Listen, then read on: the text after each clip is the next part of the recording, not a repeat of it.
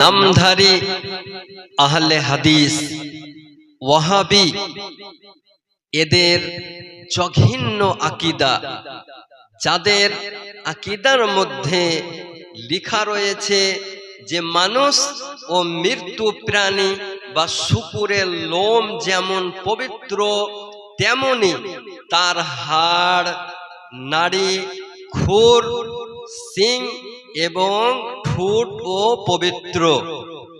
এ নামধারী আহলে হাদিসদের আকীদা হলো শুকুরের পশম, হাড় ও শিং পবিত্র। কোথায় লেখা আছে?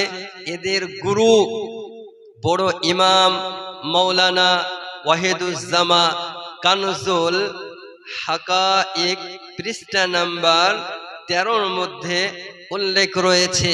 তাহলে বলুন মুসলমান, যাদের আকীদার মধ্যে শুকুরের হাড় পবিত্র, যাদের আকীদার মধ্যে শুকুরের শিং পবিত্র, তাহলে এই দলে যাওয়া মানে জাহান্নামে যাওয়া।